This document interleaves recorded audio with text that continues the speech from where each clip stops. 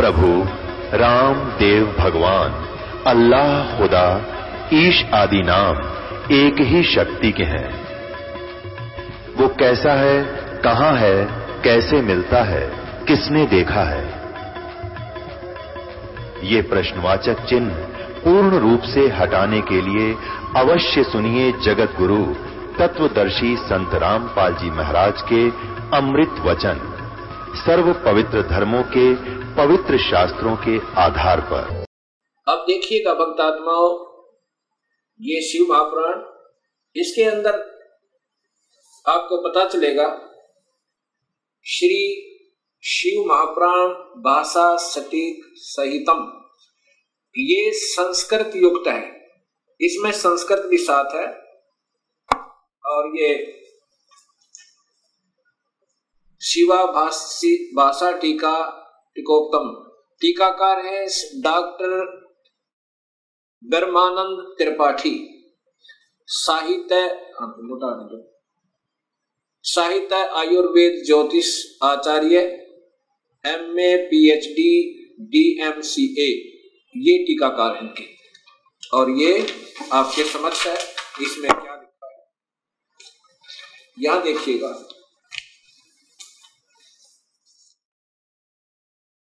यहां से पढ़िएगा, ये संस्कृत है और ये हिंदी आपको दिखाना चाहूंगा। ए मुनिवर, प्रलय काल में भी शिव पार्वती का कभी वियोग न होने के कारण ही काशी को अविमुक्त अक्षेत्र कहते हैं। प्राचीन काल में शिवजी ने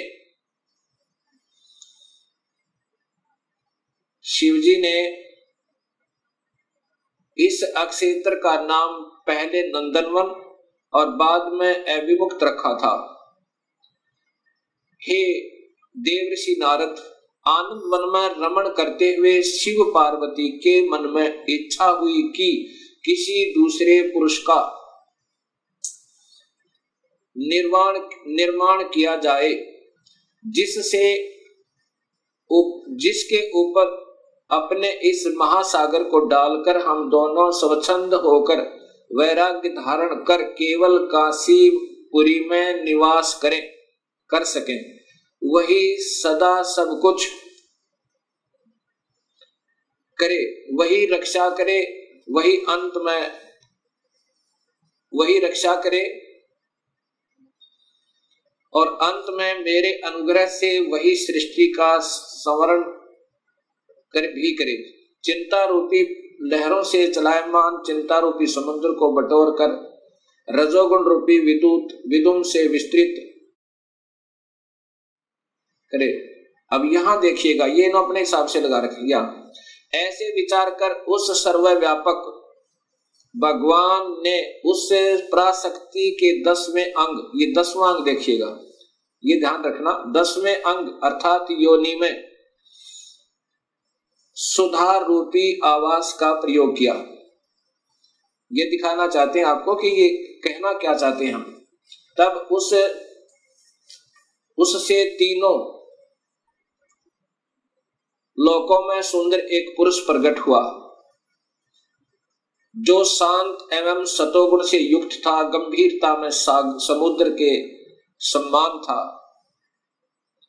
सम्मान तथा अक्षमावान था। हे मुनि, वह पुरुष इंद्र लक्ष्मणी के सदृश कांति वाला, अर्थात ये था कौन, ये देखिएगा नीचे।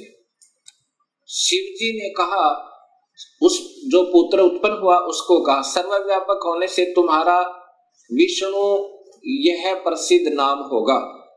ये देखिए ध्यान तक, फिर देखिए शिव ने कहा,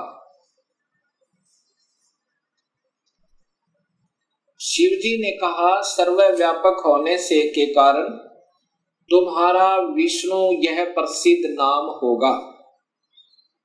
अब इससे सिद्ध हो गया कि शिवजी से विष्णु की उत्पत्ति।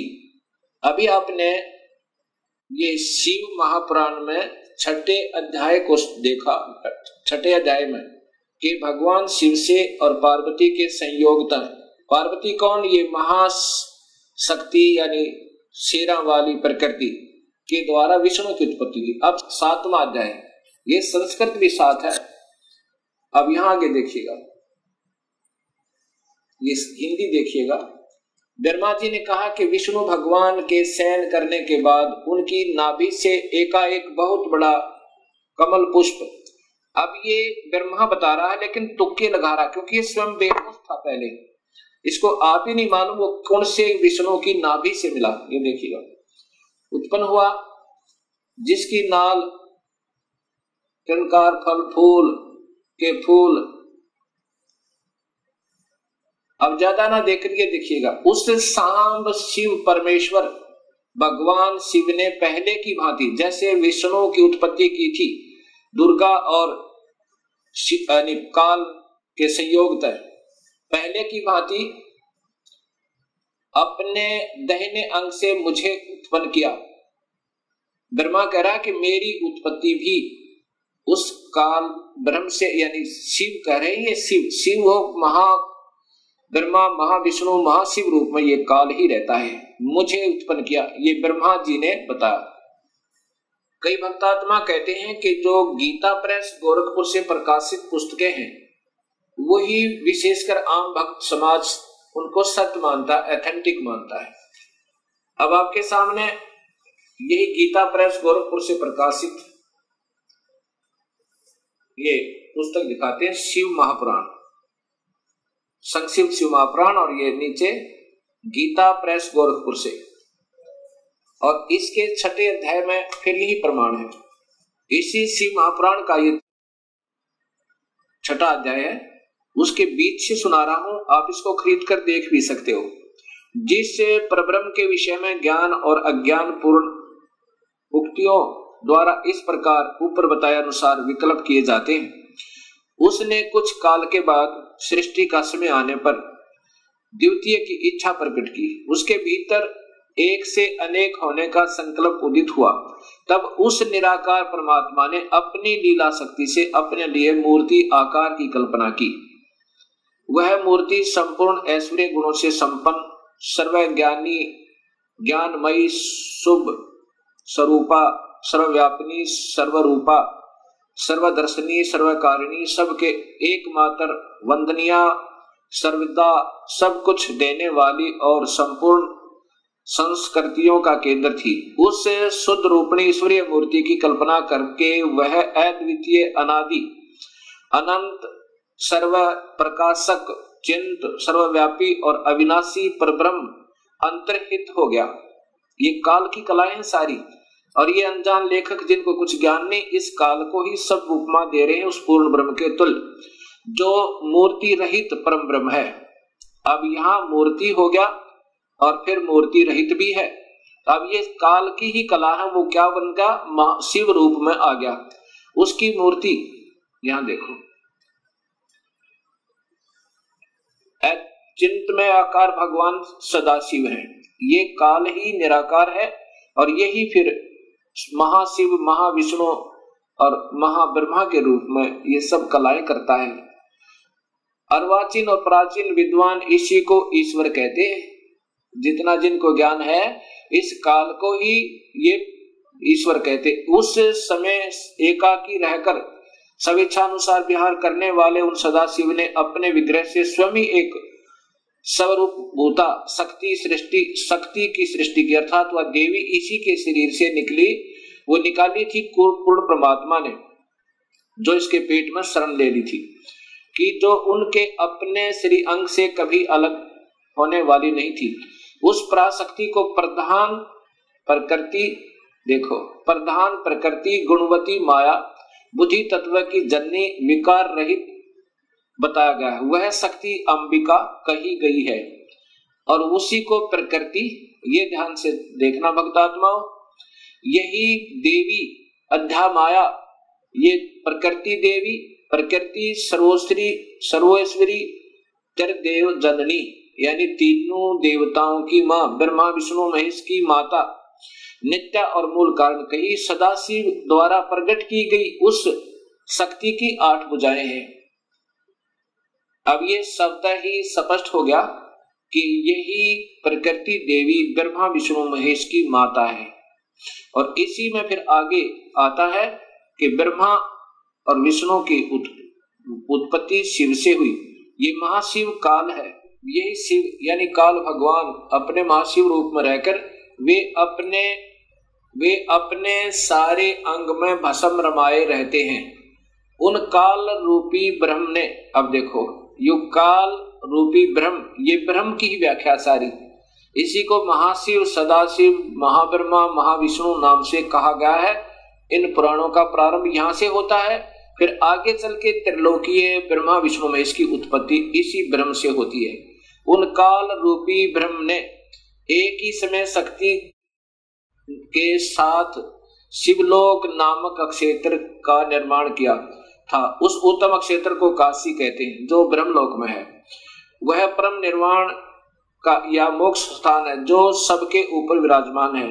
वे प्रिया प्रियतम रूप शक्ति और शिव जो परमानंद स्वरूप है, उस मनोरम क्षेत्र में नित्य निवास करते हैं। ये ब्रह्म काल और या पार्वती यानी महापार्वती प्रकृति काशीपुरी परमानंद रूपणी है। मुने शिव और शिवा ने प्रलय काल में भी कभी उस क्षेत्र को अपने सानिध्य से मुक्त नहीं किया है, इसलिए विद्वान पुरुष उसे अविमुक्त क्षेत्र के नाम से जानते हैं। उसमें इसलिए पिनाकधारी शिव ने पहले उसका नाम आनंद वन रखा था, उसके बाद वह अविमुक्त नाम से प्रसिद्ध हुआ। देव से एक समय उस आनंद वन में रमण करते हुए यानी पति पत्नी का व्यवहार करते हुए शिवा और शिव के शिवा यानी प्रकृति देवी और शिव ये काल भगवान के मन में यह इच्छा हुई कि किसी दूसरे पुरुष की सृष्टि करनी चाहिए, जिस पर यह सृष्टि संचालन का महान भार रखकर हम दोनों केवल काशी में रहकर इच्छा अनुसार विचरे और निर्वाण धारण करें। वही पुरुष हमारे अनुग्रह से सदा सबकी सृष्टि करे, पालन करे और वही अंत में सबका संहार करे। अब आगे देखिए, ऐसा निश्चय करके शक्ति सहित सर्वप्रिय परमेश्वर शिव ने अपने वाम भाग के 10वें अंग पर अमृत मल दिया। ये इन्होंने अपने हिसाब से गलत कर दिया, जबकि संस्कृत सहित अभी आपको दिखाया था, इसलिए डबल दिखानी पड़ रही मुझे।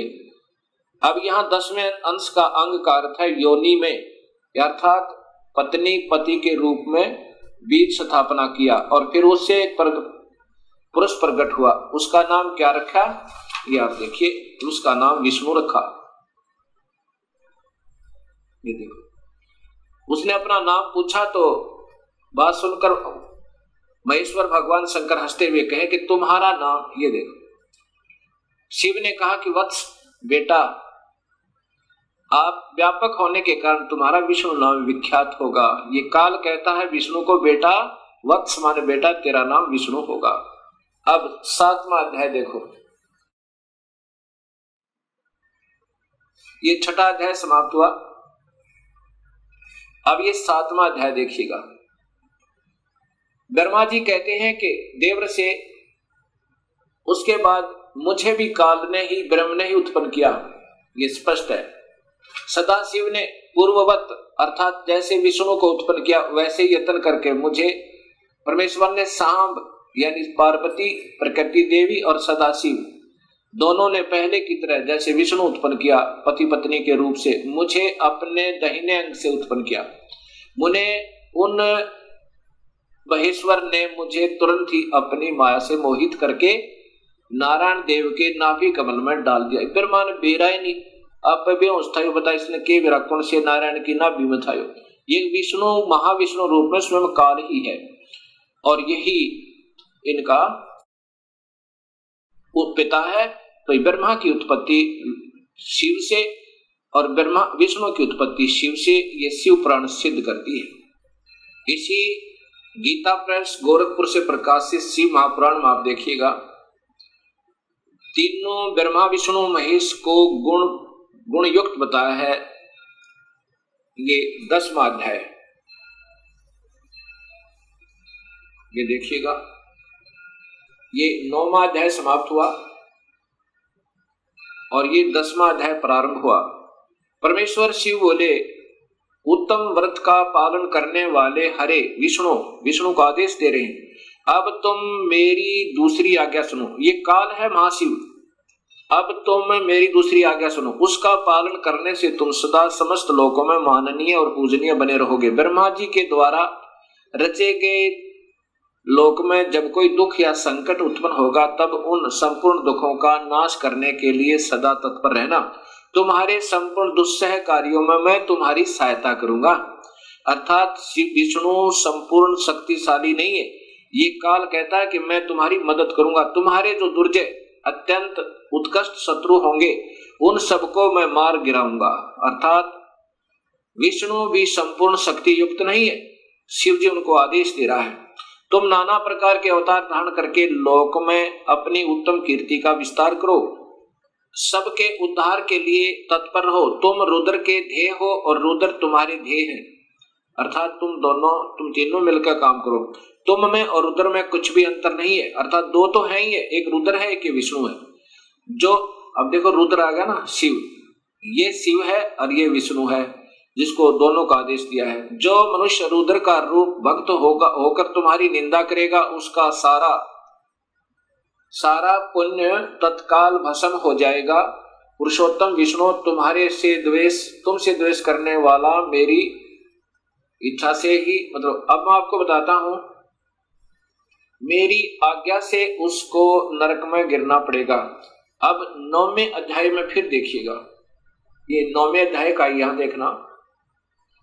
और संहार करने वाले रज आदि त्रिविध गुणों द्वारा ब्रह्मा विष्णु और रुद्र ने नाम से प्रसिद्ध हो 3 रूपों में पृथक पृथक प्रकट होता हूं। ये काल भी तीनों गुणों रज महाब्रह्मा महाविष्णु महाशिव रूप में रहता है। साक्षात शिव गुणों से भिन्न है। वे प्रकृति और पुरुष से भी परे हैं। अद्वितीय नित्य अनंत पूर्ण निरंजन परब्रह्म परमात्मा है। ये काल तीनों लोकों का पालन करने वाले श्री हरि भीतर तमोगुण और बाहर सतोगुण धारण करते हैं। त्रिलोकी का संहार करने वाले रुद्र भीतर सतोगुण और बाहर से तमोगुण धारण करते हैं, तथा त्रिभुवन की सृष्टि करने वाले ब्रह्मा जी बाहर और भीतर से रजोगुण ही है। इस प्रकार ब्रह्मा विष्णु और रुद्र इन 3 देवताओं में गुण हैं। अब ध्यान से देखो, इस प्रकार ब्रह्मा विष्णु और रुद्र माने शिव शंकर, ये त्रिलोकीय ब्रह्मा विष्णु महेश, इन तीनों देवताओं में गुण है। रजगुण ब्रह्मा है, सतगुण विष्णु है, तमगुण शिव जी। दिखा ना कि शिव ऊपर अंदर से तो सतगुण दिखा है भगवान जैसा, लेकिन वास्तव में उसका परम गुण तमोगुण है शिव का। अब इस प्रकार इन तीनों में गुण बताए हैं, रजगुण ब्रह्मा, सतगुण विष्णु, तमगुण शिव जी। ये तीनों देवताओं में गुण है। अब देखो चौथा कौन रह गया फिर वो? अब चौथा जो शिव की महिमा गाई जा रही है वो कौन है? वो काल है। और ये तीनों यह नारे लिख दिए। अब इस प्रकार ये सब ज्ञान आपके समझ में आएगा। अब आपको दिखाता हूं, देवी भागवत महापुराण संस्कृत सहित है मेरे पास, और साथ में फिर दिखाऊंगा ये गीता प्रेस गोरखपुर से प्रकाशित ये देवी भागवतम सभाष्टिकम। इनके टीकाकार कौन है ये देखिएगा, और ये कहां से प्रकाशित है? अथ देवी भागवतम सभाष्टिकम महात्म, ये है खेमराज श्री कृष्णदास प्रकाशन बंबई, ये यहां से प्रकाशित है। इसके 3रे स्कंद में, 3य स्कंद में आप देखेंगे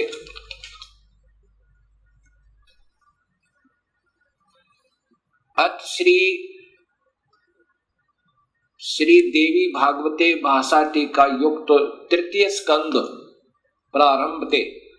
ये 3रे स्कंद में अब ये दिखाना चाहता हूं कि स्वयं ब्रह्मा विष्णु महेश ये तीनों गुण युक्त हैं। यही तीनों गुण हैं।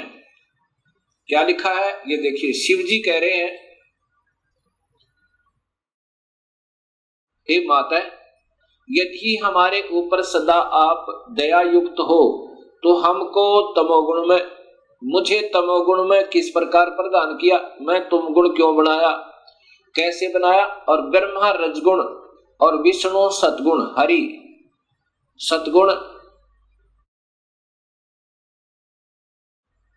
किस प्रकार बनाया, ये नीचे है युक्त किए। फिर देखें ये तीसरे स्कंद में है, हे माता, शिव जी कह रहे हैं, रुद्र कह रहे हैं, यदि हमारे ऊपर सदा आप दयायुक्त हो तो हमको तमोगुण में किस प्रकार प्रदान किया, मैं इसे राक्षस कर्म में क्यों लगाया। ब्रह्मा रजोगुण और हरि सतगुण युक्त किए। अब बताओ, अब देखो तुम्हारे तीनों गुण सर्जन पालन संहार स्थित हैं, यही काल का जाल है और इस माया से इसको अपने पुत्रों को भी भ्रमित रखता है। अब देखिएगा ये देवी भागवत महापुराण गीता प्रेस गोरखपुर से प्रकाशित, क्योंकि ज्यादातर भक्तात्मा इसी को पसंद करते हैं। ये सचित्र मोटा टाइप श्री देवी भागवत केवल हिंदी, पहले संस्कृत सहित आपको दिखाई थी, अब ये देखना गीता प्रेस गोरखपुर से प्रकाशित, और इनके टीकाकार कौन है ये आप देखिएगा।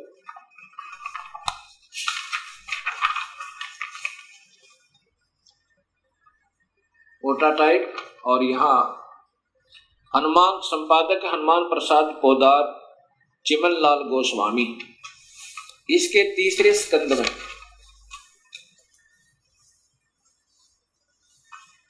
ये देखिएगा,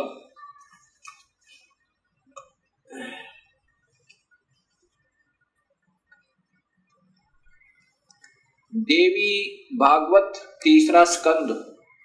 इसमें जन्मेजय ने पूछा, भगवान आपने अंबा यज्ञ द्वारा परम पवित्र नवरात्र व्रत करके उसके द्वारा देवी के आराधन करने की आज्ञा दी है, अतः वे कौन देवी हैं, कैसे और सब प्रकट हुई, उनके पधारने का क्या उद्देश्य है।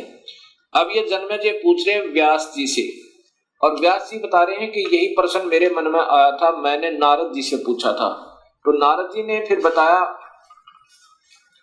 अब ये पूछ रहा है अभी कि कितने ही आचार्य भवानी को संपूर्ण मनोरथ पूर्ण करने वाली बतलाते हैं, वे आदि माया महाशक्ति एवं परम पुरुष के साथ रहकर, परम पुरुष ये काल को कहते हैं, इन महापुरुषों के लेखकों की बुद्धि यही तक काम करती रही, साथ रहकर कार्य संपादन करने वाली प्रकृति है या आठ भुजा वाली। ब्रह्म के साथ उनका अभेद संबंध है। ब्रह्म माने काल, क्षर पुरुष, जो गीता के 15वें अध्याय में काम आओगा, याद रखना। ब्रह्म के साथ उनका अभेद संबंध है, वे सृष्टि स्थिति और संहार कार्य में संलग्न रहती है। अब देखो जिसको भी लेते हैं इन्हीं का नाम लेते हैं, क्योंकि इन मुख्य कारण तो यही है। इससे ज्यादा काल है, काल के बाद इसका नंबर, इसने फिर 3 विभाग कर दिए, काल ने और प्रकृति ने अपने 3 पुत्र उत्पन्न करके। वो ये प्रकृति याद रखना, ये गीता जी में आपके काम आएगा। ये शब्द कि प्रकृति कौन है, वही शेरा वाली अष्टंगी, और 3 गुण भी ब्रह्मा विष्णु महेश, ये गीता जी में भी आपको काम आएंगे। नारद जी से व्यास जी ने पूछा, व्यास जी ने अपने पिता ब्रह्मा जी से पूछा, तो ब्रह्मा जी ने बताया नारद को कि कैसे सृष्टि उत्पन्न हुई। ब्रह्मा जी ने कहा, बेटा मैं इस प्रश्न का क्या उत्तर दूं, यह प्रश्न बड़ा ही जटिल है महाभाग, तुम भगवान विष्णु से इसका समुचित समाधान पा सकते हो। महामते, इस संसार में कोई भी रागी पुरुष ऐसा नहीं है जिससे यह रहस्य विदित हो। ओए होए, किसी को नहीं बेरा इसका, लेकिन अंदाजा सा बताऊंगा, ऐसा ब्रह्मा कह रहा है। जो त्यागी, अहंकार रहित एवं ईश्वरीय शून्य है, ईर्ष्या शून्य है, वही इस रहस्य को जान सकता है। जहां से ब्रह्मा को शोधी आई उसे आगे की ही बता रहा, और वही इन पुराणों में वर्णित है। पूर्व काल में सर्वत्र जल ही जल था, स्थावर जंगम जितने प्राणी उनमें कोई भी नहीं थे। तब कमल से मेरी उत्पत्ति हुई। उस समय मुझे सूर्य, चंद्रमा, वृक्ष तथा पर्वत कोई भी दृष्टि गोचर नहीं हो रहे थे।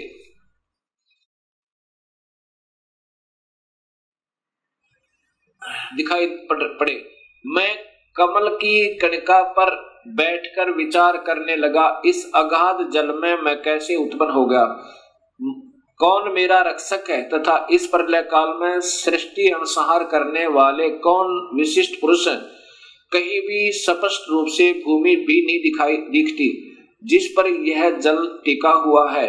यह कमल कैसे उत्पन्न हुआ, रूढ़ एवं यौगिक दोनों अर्थों में कोई इसका कारण होने ही चाहिए। यौगिक अर्थ होने पर इसका मूल कारण पतंग होता है, पंख। तो अब देखूं वह पंख है कहाँ है, वह इस मूल कारण, मतलब ये नीचे घूमता रहा, 1000 वर्ष तक पृथ्वी का अन्वेषण करता रहा, इस पर भी मुझे इस जल का कहीं और छोर नहीं मिला। इतने में आकाशवाणी हुई, तप करो तप करो। तब मैंने तपस्या प्रारंभ कर दी। ये ब्रह्मा बता रहा है। कमल पर बैठे ही 1000 वर्ष तक मैं तप करता रहा। फिर उसी समय सृष्टि करो ऐसी आकाशवाणी सुनाई पड़ी। उसे सुनकर मैं बड़े आश्चर्य में पड़ गया। सोचा कि किसकी सृष्टि करूं अथवा मेरा क्या कर्तव्य है। उसी समय मधु और कैटब नाम के 2 भयंकर दानव आए। अब यहां देखना भक्तात्माओं, वे उस महावरण में मुझसे युद्ध करने की इच्छा प्रकट करने लगे। मैं उनसे भयभीत हो उठा। तब कमल का डंठल पकड़कर जल में उतरा। वहां मुझे एक परम अद्भुत पुरुष के दर्शन मिले। उनका श्री विग्रह मेघ के समान श्याम था। वे पीतंबर पहने थे, 4 भुजाएं थी, शेष नाग की सैया पर सोए पड़े थे। सोए का मतलब बेहोश थे, अचेत थे विष्णु जी। उन जगत प्रभु के गले को वनमाला सुशोभित कर रही थी। शंख चक्र गदा पद्म, इन 4 अवधों से अनुपम शोभा पा रहे थे। ऐसे से भगवान विष्णु का मुझे दर्शन हुआ। वे योग निद्रा से वशीभूत होकर गाढ़ी नींद में सोए हुए थे। ये बेहोश कर रखे थे काल ने विष्णु जी को। उनकी अच्छा यहां देखना, मैंने उनका सत्वन किया देवी का। तब वे कल्याणमयी भगवती विष्णु के विग्रह से निकलकर, विष्णु के शरीर से निकलकर आकाश में विराजमान होगी।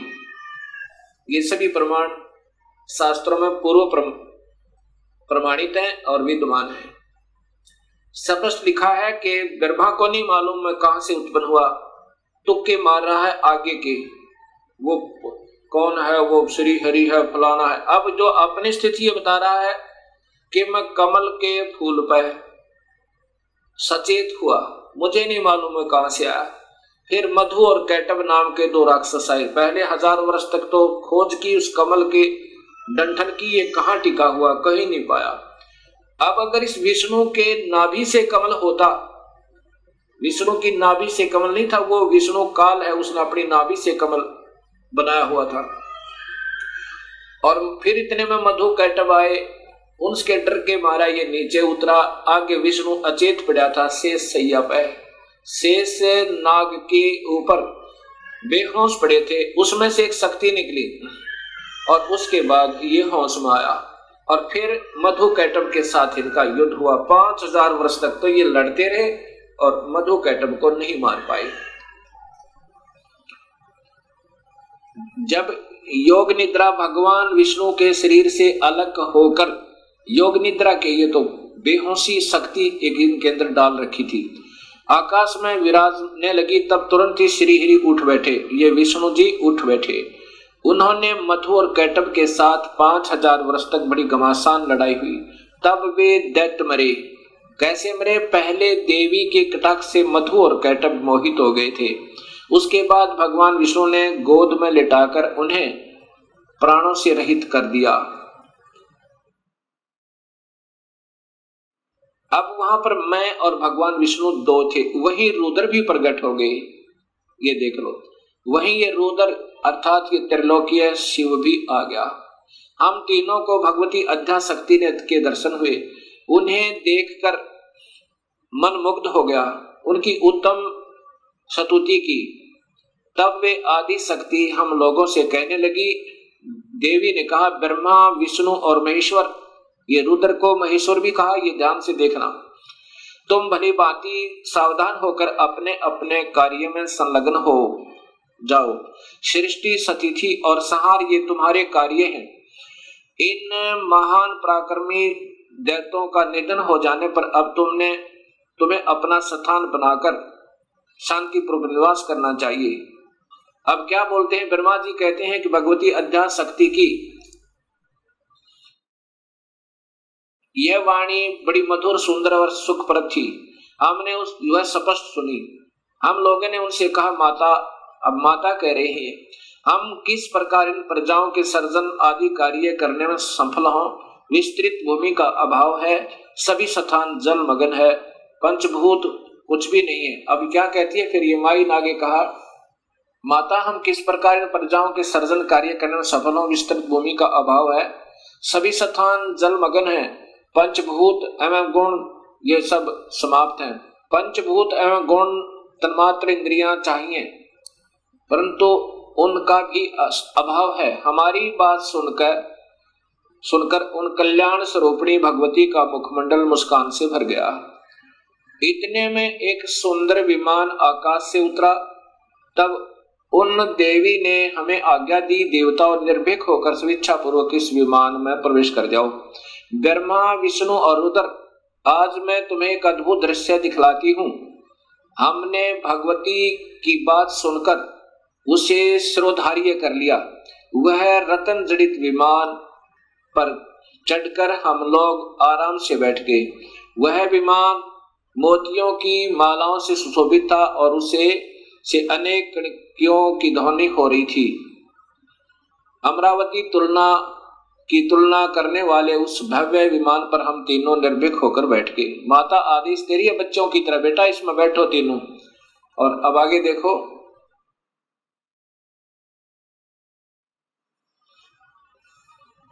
हम तीनों देवताओं को उस पर बैठे देखकर देवी ने हमसे सामर्थ्य से विमान को आकाश में, अपने सामर्थ्य से विमान को, अपनी शक्ति थे, इन देवताओं के बस की बात नहीं थी विमान को आगे चलाना।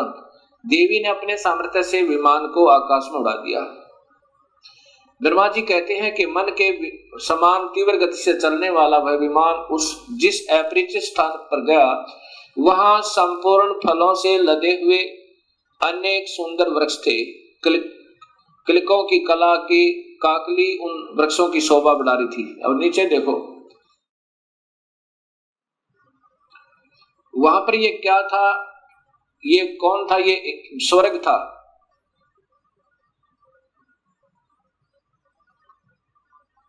अक्षण भर के बाद वह दूसरे सुंदर प्रदेश में पहुंच गया। वहां हमने देखा अनुपम नंदन वन, पराजित सघन था। ये कौन थी? ये सैकड़ों अश्वराएं, यक्ष, गंधर्व आदि ये सब। ये देखा तो वहां महाभाग इंद्र भी थे। ये महास्वर्ग ब्रह्मलोक में काल ने एक और बना रखा है, उसको ये ओम नाम के जाप करने वाले योगी इस महास्वर्ग में पहुंच जाते हैं। इस देवी भागवत महापुराण को आगे समझने से पहले हमने इस ब्रह्मांड का चित्र देखना होगा। इसके बाद आपके तुरंत समझ में आएगा। ये एक ब्रह्मांड का चित्र आप देखिएगा। ये स्थान है ब्रह्मलोक। ये जो स्थान है ये ब्रह्मलोक कहलाता है। ये एक ब्रह्मांड है। पहले ये देखिएगा, इसमें यही काल तीन रूपों में रहता है। ये महाविष्णु रूप में, और ये महाशिव रूप में, और यहाँ महाब्रह्मा रूप में, और यहाँ पर ये शेरा वाली प्रकृति देवी भी रहती है। ये इसका भी एक कोने में अलग स्थान है इसी ब्रह्मलोक में। और यहीं पर एक स्वर्ग लोक बना रखा है, इंद्र का लोक, अलग इंद्र जो है इस स्थान पर सबसे पहले एक कोने में। ये बहुत लंबा चौड़ा है। और यहाँ पर आते हैं ये ब्रह्मा विष्णु महेश, और ये पहले ब्रह्मा लोक में आते हैं। पहले ब्रह्मा को देखता है, ब्रह्मा दूसरा नजर आता है, फिर इधर फिर विष्णु के लोक में आते हैं, फिर माया के पास आते हैं। ये अभी देव भागवत महापुराण आपको आगे सिद्ध करेगी। असीम कृपा प्रभु की हुई है भक्तात्माओं अपने ऊपर कि ये शास्त्रों में छुपी हुई सच्चाई समाज के सामने आ रही है, और इसी की तलाश करके योगी जन वेदों का अध्ययन कर मर गए, क्योंकि उनको सूक्ष्म वेद का ज्ञान नहीं था। और सूक्ष्म वेद के ज्ञान बिना ये बात समझ में नहीं आ सकती। ये स्वयं कबीर परमेश्वर ने ही स्वयं आकर अपनी वाणी, साधारण वाणी के द्वारा सरल भाषा में इस वेदों का भी और गीता जी का एक सत्य ज्ञान दिया था, लेकिन वो साधारण भाषा होने के कारण हम उसको यकीन नहीं कर पाए उन पर। अब इंद्र महा स्वर्ग से आगे यानी इंद्र के लोक से आगे ब्रह्म लोक की तरफ प्रस्थान किया।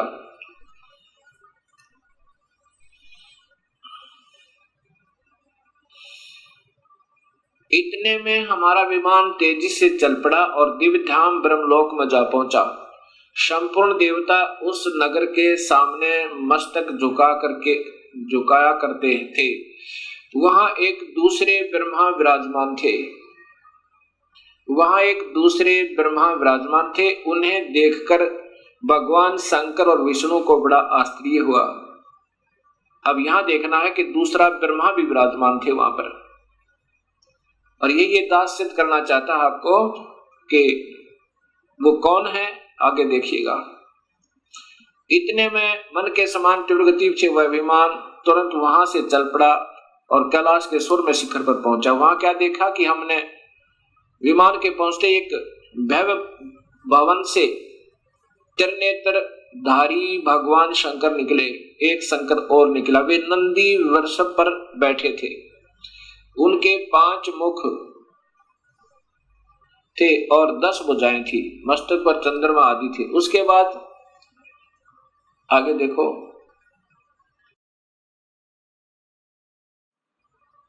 आगे फिर चले। अक्षण भर के बाद वही विमान उस शिखर से विपौन के समान तेज चाल से उड़ा और बैकुंठ लोक में पहुंचा। उसी ब्रह्म लोक में एक विष्णु लोक बना रखा काल ने, ये देखो नीचे कि वहां पर कमल लोचन श्री हरि विराजमान थे। कमल लोचन श्री हरि विराजमान थे, अर्थात एक विष्णु और वहां पर था।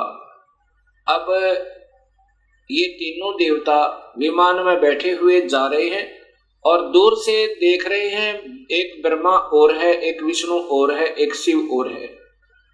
उसके बाद कहते हैं कि ब्रह्मा जी बता रहे हैं कि हमारा विमान बहुत तेज गति से चला और कहां पहुंचा, जहां पर एक बहुत सुंदर औरत बैठी थी और उसको देख करके हमने सोचा कि ये कौन है, ये देवी कौन है। ब्रह्मा जी आगे बता रहे हैं कि इतने में पवन से बातें करता हुआ वह विमान तुरंत उड़ गया। आगे अमृत के समान मीठे जल वाला समुद्र मिला। उसमें फिर आगे चलिए,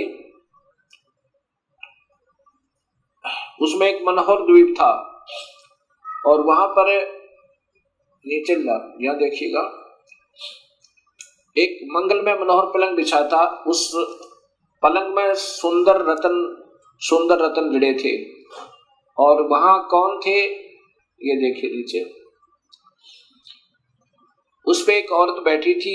वह ऐसी प्रभावपूर्ण देवी थी मानो करोड़ों बिजलियां एक साथ चमक रही हो। अत्यंत सुंदर मुख था, लाल दांत और करोड़ों लक्ष्मियों से भी अधिक वह सुंदर थी। अब वैसी सुंदरी स्त्री को मैंने कभी नहीं देखा था। पास में अनेकों साधक बैठकर हरियम इस मंत्र का जाप कर रहे थे। अब ये मंत्र हैं जो हम देते हैं, ये वास्तव में 5 मंत्र हैं अलग से, यहां देखना। उसके हजारों नेत्र, हजारों हाथ, हजारों मुख आदि आदि। हम आपस में कहने लगे यह सुंदरी कौन है। हम आपस में वही ठहरे रहे और आपस में कहने लगे कि यह सुंदरी कौन है, इसका क्या नाम है। हम इसके विषय में बिल्कुल अनभिज्ञ हैं। अपनी मां के बारे में भी तीनों देवताओं को नहीं मालूम। दूर से देखने पर भी कितनी सुंदर प्रतीत हो रही है। यहां देखना आगे फिर ये देखो, नारद यों संदेहग्रस्त होकर हम लोग वहां रुके रहे विमान से उतर कर। तब भगवान विष्णु ने उस चारों सिहिनी भगवती को देखकर विवेक पूर्वक निश्चय कर लिया कि ये भगवती जगदम्बिका है, वो प्रकृति है, ये हमारी माँ है। तब उन्होंने कहा कि यही भगवती हम सबकी आदि कारण अर्थात माता है। महाविद्या और महामाया इन्हीं के नाम है। ये पूर्ण प्रकृति है। ये देख लो, यह प्रकृति इनकी ब्रह्मा विष्णु महेश की माँ है। और यहां स्वयं बताते हैं, ये भगवान विष्णु कह रहे हैं कि मैंने जब देखा था, मैं छोटा सा था, पर्यावरण में मुझे दर्शन हुए थे इस देवी के। उस समय मैं छोटा सा था। ये वही संपूर्ण संसार की कारण है, ये वही देवेंद्र है जिनके पर्यावरण में अर्थात जब पानी ही पानी था, मुझे दर्शन हुए थे। उस समय मैं बालक रूप में था। विष्णु जी कह रहे हैं मैं बालक रूप में था। ये वही देवी भागवत महापुराण गीता प्रेस गोरखपुर से प्रकाशित है। भक्तात्मा, अभी तक हमारे अधूरे गुरु,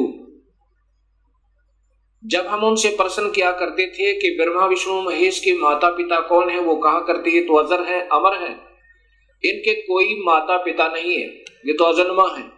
और ये स्वयं देवी भागवत महापुराण में स्वीकार करते हैं कि हम तो जन्म मरण में है। मैं ब्रह्मा विष्णु और रुद्र, हम तो जन्म मरण में है, तुम ही नित्य हो, तुम ही अविनाशी हो, हम अविनाशी नहीं है।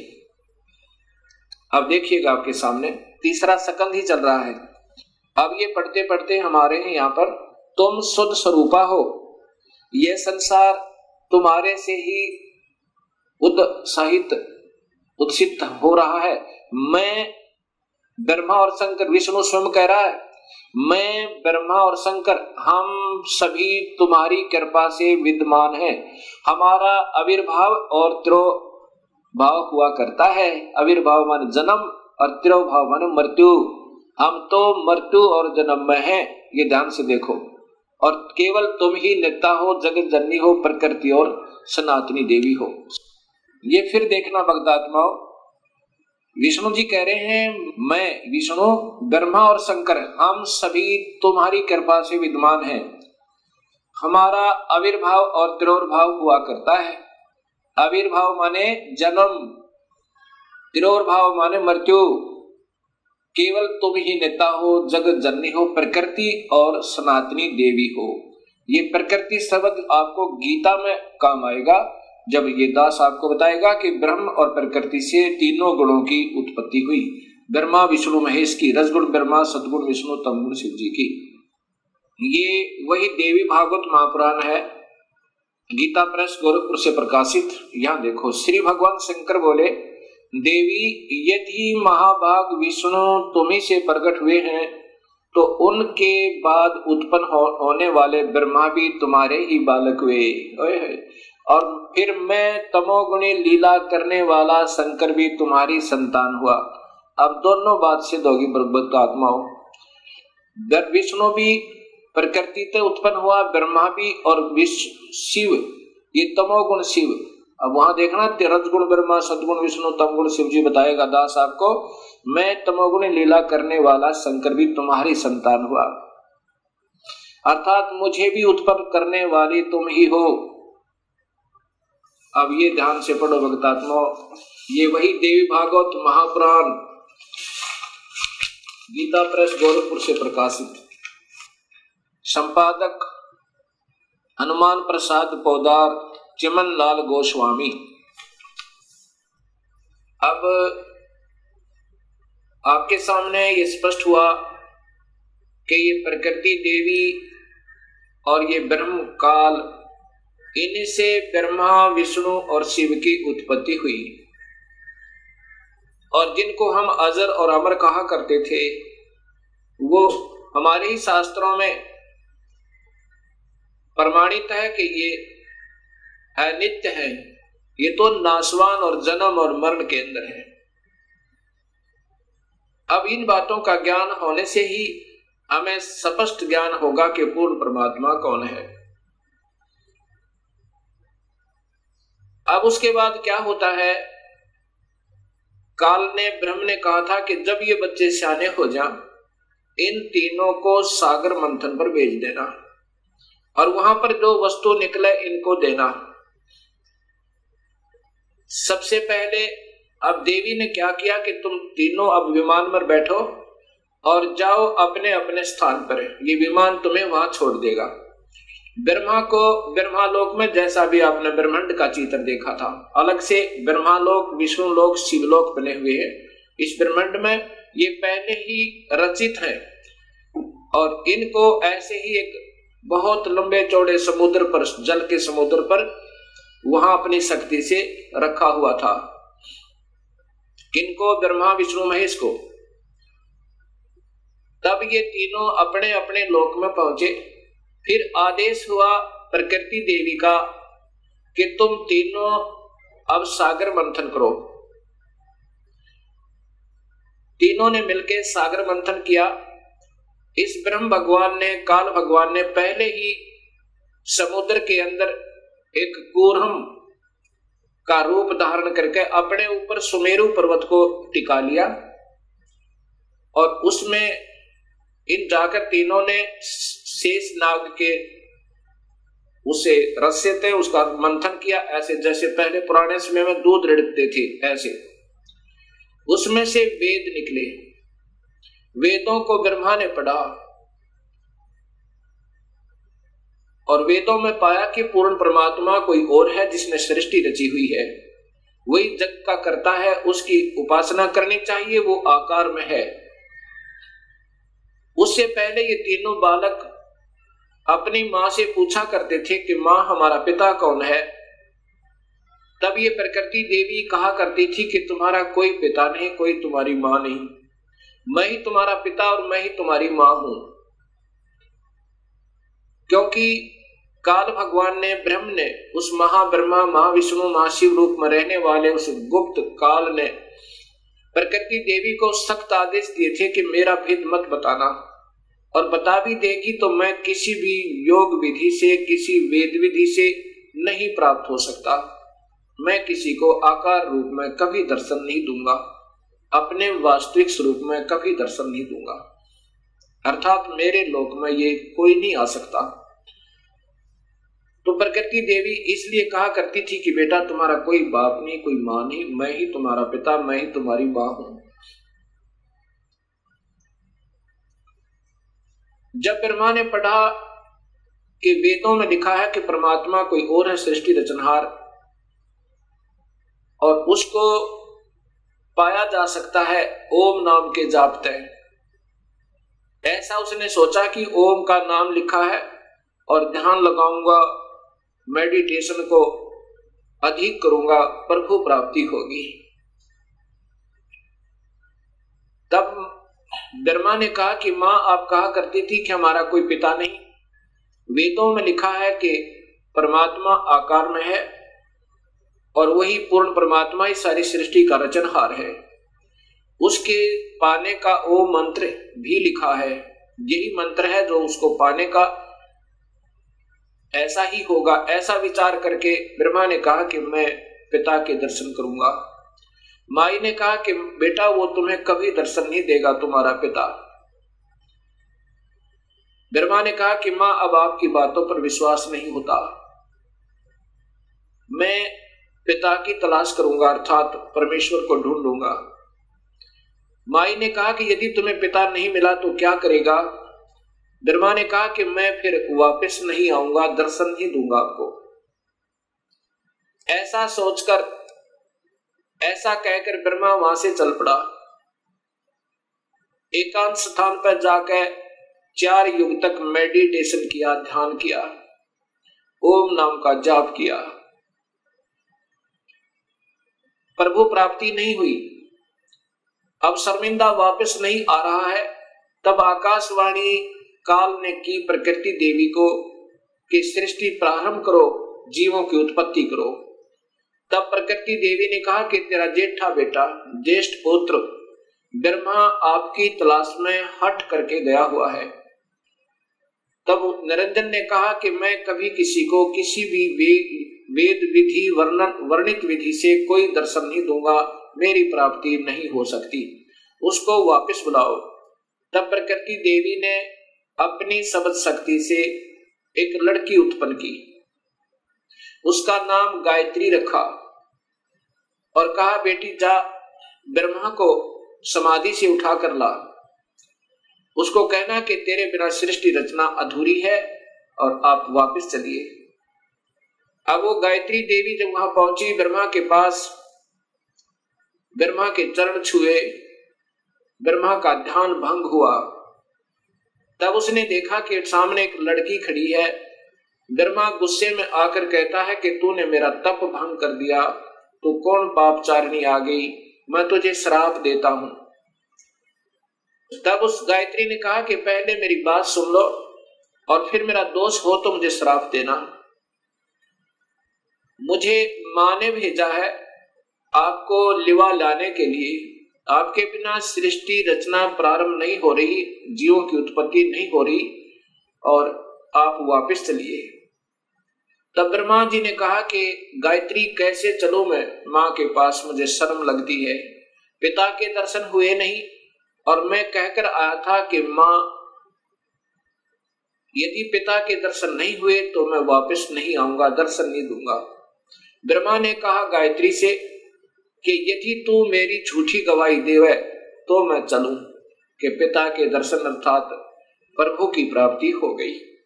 गायत्री ने कहा कि एक और गवाह तैयार करते हैं। गायत्री ने अपनी सब शक्ति से एक और लड़की उत्पन्न की, उसका नाम पहुपवती रखा। दोनों ने ब्रह्मा की झूठी गवाही देने की स्वीकृति दे दी। तीनों के तीनों माता के पास, प्रकृति देवी के पास आ गए। प्रकृति देवी ने पूछा कि ब्रह्मा तुझे पिता के दर्शन हुए? ब्रह्मा ने कहा हाँ मां, मुझे पिता के दर्शन हुए। तो देवी ने पूछा कैसे प्रमाणित हुआ है? ब्रह्मा ने कहा कि दोनों से पूछ लो, इनके सामने मुझे दर्शन देकर के पिताजी गए हैं। तब उन दोनों से पूछा, प्रकृति देवी ने, गायत्री और पहुपवती ने स्वीकृति दी और कहा कि हाँ हमारे सामने ब्रह्मा को दर्शन दिए, पिता ने दर्शन दिए। बड़ा तेजो में शरीर था, ऐसे तुक्के मारे।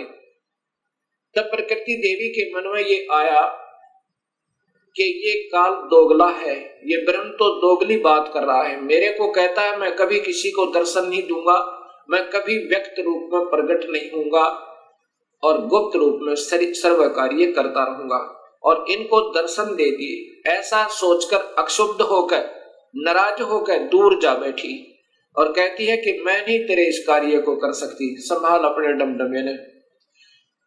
मुझे कुछ कहता है और इनको दर्शन दे दिए हैं। तब आकाशवाणी काल भगवान ने क्षर पुरुष ने की कि प्रकृति देवी ये झूठ बोल रहे हैं, मैंने कोई दर्शन नहीं दिया। तब वो कनड़ी होकर, गुस्से में होकर और आई और कहा कि नादानो तुम झूठ बोल रहे हो, आकाशवाणी हुई है परमात्मा की। वो कहता है कि मैंने कोई दर्शन नहीं दिए। तब वो हंसने लगे और ब्रह्मा ने कहा कि मां मुझे शर्म आ रही थी आपके पास आने में, क्योंकि पिता के दर्शन हुए नहीं थे और मैं उस समय ये कहकर गया था कि मैं आऊंगा नहीं यदि पिता के दर्शन नहीं हुए तो, इसलिए हमने ये झूठ बोलने की स्कीम बनाई। तब प्रकृति देवी ने, इस शेरा वाली दुर्गा ने तीनों को श्राप दे दिया, ब्रह्मा तेरी पूजा जग में नहीं होगी और तेरे ही वेदों के पढ़ने वाले तेरे वंशज तेरे ही तरह सच्चाई नहीं कहा करेंगे। विद्वान जो हो जाएंगे उनको सही ज्ञान तो होगा नहीं, लेकिन झूठ बोलने पर तुले रहा करेंगे और सत्य ज्ञान ना होते हुए भी वो ज्ञान प्रचार करते रहेंगे और दुनिया को गुमराह किया करेंगे। पर उसको गायत्री को श्राप दिया कि तू गाय बनेगी, तेरे कई पति होंगे जैसे सांड, और पहुपति को श्राप दिया कि तू गंदी स्थान पर उत्पन्न होने वाली जड़ी बूटी बनेगी। जब तीनों को श्राप प्रकृति दे चुकी, तब काल भगवान ने आकाशवाणी की, उस प्रकृति देवी को ही सुनाई दी वो कि तूने ये अच्छा नहीं किया दुर्गा, इनको श्राप नहीं देना था, तू संविधान को अपने हाथ में नहीं ले सकती, ये सब मेरा कार्य है, अब मैं तुझे श्राप देता हूं। तू भी द्वापर युग में द्रौपदी बनकर जाएगी, तेरे 5 पति होंगे। ऐसा श्राप पाकर के प्रकृति कहने लगी, निरंजन तेरे वश होगी, मैं अपने पिता से, अपने मूल मालिक से बिछुड़ गई, अब तू कुछ भी नाच नचा ले। यदि मैं इन बच्चों को नहीं डांटूंगी, नहीं धमकाऊंगी तो ये कैसे कार्य सुचारू करेंगे, और मैंने इनको थोड़ा सा सजा दी तो तूने मुझे सजा दे दी। ठीक है, नचा ले, नाच जैसे तू नचाना चाहता है। उसके बाद प्रकृति देवी विष्णु के पास गई, विष्णु के लोक में। विष्णु से कहा कि बेटा तू भी अपने पिता की खोज कर ले, कहीं फिर बाद में समाधि लगाकर बैठो और सृष्टि रचना में भंग होवे। विष्णु जी अपने पिता ज्योति निरंजन काल भगवान की तलाश में चल पड़े। कहां पहुंचे? शेषनाग के लोक में पहुंचे। और शेषनाग ने जब देखा कि तेरी जुरिडक्शन में यहाँ सबने अपनी अपनी सीमाएं बांट रखी हैं, कुत्ते ने अपनी बांट रखी है, राजाओं ने अपनी बांट रखी है, भैंसे ने अपनी बांट रखी है, कि जो भी उस सीमा में आ जाए उसके साथ लड़ मरे, कट जाए, और 2 दिन के मेहमान से भी। ऐसे ही शेषनाग ने जब देखा कि तेरी जुरिडक्शन में, तेरे राज्य की सीमा में ये कौन बेधड़क व्यक्ति आ रहा है, इसको कोई डर नहीं तेरा, ऐसे ही अपने 1000 फनों से शेषनाग ने बहुत जोर से पुंकारा छोड़ा, विष्णु को भयभीत और सतर्क करने के लिए कि सावधान हो जा, तू कैसे निर्भीक होकर आ रहा है। ऐसे उस जहर का फुंकारा जैसे स्प्रे पेंट होया करे, ऐसे विष्णु जी का शरीर काला बन गया, जैसे धुंध हो जाकर उसके अंदर विष्णु छुप गया। उस शेषनाग के विष के फवारे तय विष्णु जी का शरीर विग्रह काला हो गया, सांवला हो गया। जब विष्णु जी ने देखा कि इस नादान कीड़े ने, इस नादान सर्प ने ये क्या जुल्म किया, मैंने इसका क्या बिगाड़ा था, मैंने तो इसको कुछ कहा भी नहीं था, इसने ऐसे मेरा स्वरूप बिगाड़ दिया, अब इसको ठीक करता हूं, इसको गढ़ता हूं।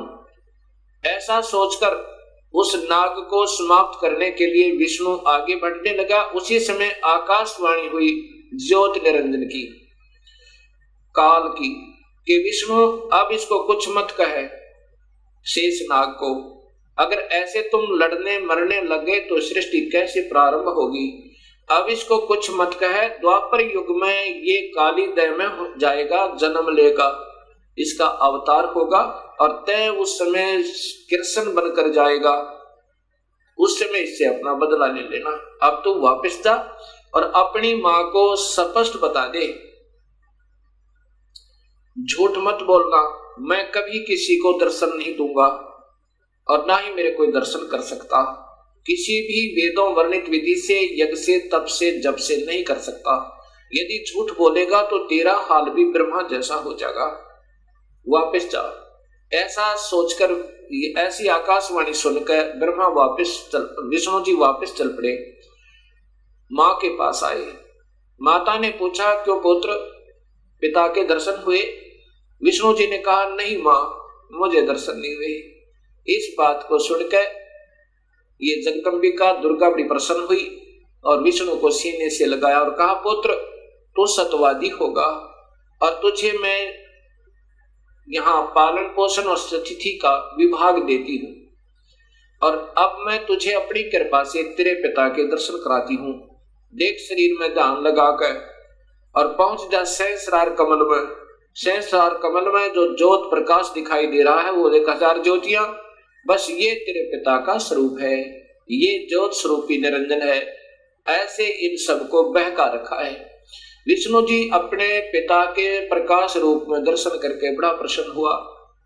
उस अंदर प्रकाश देख, ये मेडिटेशन करने वाले अंतिम उपलब्धि केवल ज्योत बताते हैं, वो ज्योत स्वरूपी वही तो काल है, और उसी को देखकर सब प्रसन्न हो जाते हैं। उसके बाद यही माई शिव जी के पास गई, शंकर जी के पास गई। शंकर जी से कहा, बेटा तू भी अपने पिता की तलाश कर ले, तेरे 2 भाइयों को तो मिला नहीं। ब्रह्मा शिव जी ने कहा कि हे मां, जब मेरे 2 बड़े भाइयों को नहीं मिला पिताजी, तो मैं तो कोशिश ही नहीं करता, परंतु माँ मेरी एक प्रार्थना है। तो माता ने कहा कि बोलो क्या चाहते हो? कि मुझे जन्म मरण रहित कर दे, मुझे अमर कर दे माँ, मैं तो यही मांगता हूं आपसे। तब माँ ने कहा, प्रकृति देवी दुर्गा ने कहा कि बेटा ये नहीं हो सकता, जो पैदा हुआ है इस 21 ब्रह्मांड में, जो पैदा हुआ उसकी मृत्यु होगी और जो मर गया उसका पुनर्जन्म अवश्य होगा, चाहे किसी भी योनि में कर्म आधार पर वो जाए। अमर नहीं कर सकती, पुत्र में एक विधि बता सकती हूँ जिसके कारण तेरी आयु सबसे ज्यादा हो जाएगी। भगवान शिव ने कहा कि माँ ऐसी ही कृपा कर दो। तब देवी ने कहा कि पुत्र तू ज्यादातर मेडिटेशन करया करे, और मेडिटेशन करते करते अपने श्वासों को, प्राणों को 10वें द्वार पर स्थिर कर दिया कर, श्वास कम से कम आने दिया कर और ठंडे क्षेत्र में रहा कर ताकि तेरा शरीर खराब ना होए। उसके बाद भगवान शिव ज्यादातर ध्यान समाधिस्थ रहते हैं और अपने श्वासों को रोक लेते हैं। श्वासों के आधार पर ही ये सब प्राणियों की आयु निर्धारित है।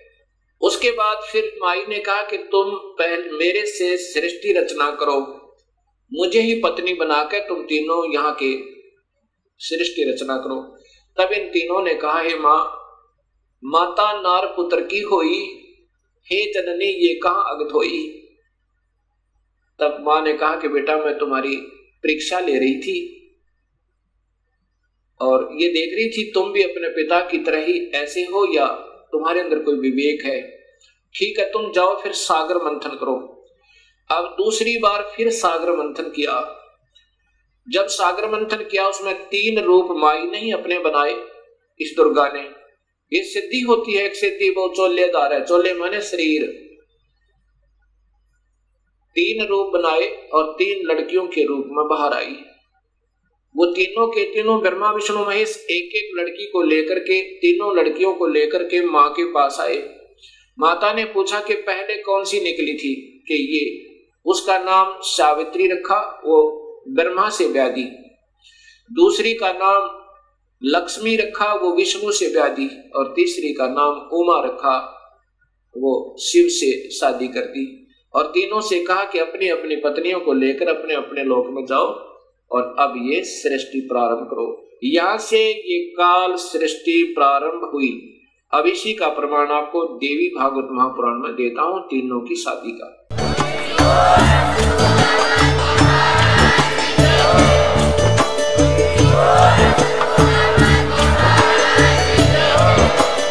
आप सुन रहे थे जगत गुरु तत्वदर्शी संत रामपाल जी महाराज जी के मंगल प्रवचन। अधिक जानकारी के लिए विजिट कीजिए हमारी वेबसाइट www.jagatgururampalji.org। संत रामपाल जी महाराज जी के शुभ आशीर्वाद से पूरे विश्व भर में 500 से भी ज्यादा नाम दीक्षा केंद्र हैं, जिन पर संत रामपाल जी महाराज जी द्वारा ऑनलाइन निशुल्क नाम दीक्षा दी जा रही है। अपने नजदीकी नाम दीक्षा केंद्र का पता करने के लिए संपर्क करें 8222880541।